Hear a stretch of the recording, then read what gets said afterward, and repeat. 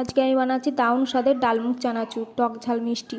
এদিক আমি ছোলার ডাল ভিজিয়ে নিয়েছিলাম, ভিজিয়ে নিয়ে জল ঝরিয়ে শুকিয়ে দিয়েছি হালকা করে। এবার ছাঁকা তেলে ডালগুলো সব ভেজে নিচ্ছি হালকা হালকা করে, খুব লাল করে ভাজলে হবে না, কারণ তেতো হয়ে যাবে এটা।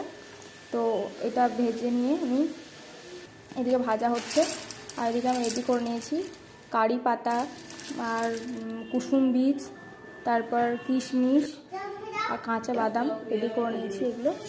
এগুলো ভেজে নেব, একে একে সব ভাজা হয়ে গেছে। এবার দেখে দিচ্ছি আমি কি কি নেব মশলাতে, আমি যেগুলো মাখাবো চানাচুরটাতে। চাট মশলা, গোলমরিচ গুঁড়ো, লঙ্কার গুঁড়ো আর গরম মশলা, বিট লবণ এগুলো আছে। এবার গুঁড়ো করে নিচ্ছি আমি, এটা গুঁড়ো করে নেওয়ার পরে এটা মাখিয়ে নেব। মাখিয়ে নিলে আমার খুব ভালো করে মেশাতে হবে, যাতে আপনারা এবার কোনো হাতাতে বা চামচেও মাখাতে পারেন, হাতে না মাখালে। খুব সুন্দর করে মাখিয়ে নিয়ে এবার আমার রেডি। এটা আপনি 2 মাস 3 মাস রাখতে পারেন একটা কন্টেনারে ভরে। Tata, bye bye. কেমন লাগলো ভিডিওটা অবশ্যই লাইক কমেন্ট শেয়ার করবেন। দেখা হচ্ছে পরের ভিডিওতে। Tata, bye. ততক্ষণ ভালো থাকবেন, সুস্থ থাকবেন।